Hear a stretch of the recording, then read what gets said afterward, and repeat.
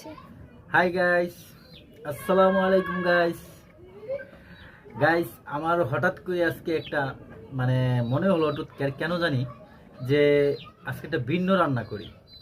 কিন্তু আমি সারা জীবন রান্না করি, নিজেই রান্না করে খাই, কিন্তু কেউ দেখতে পান না।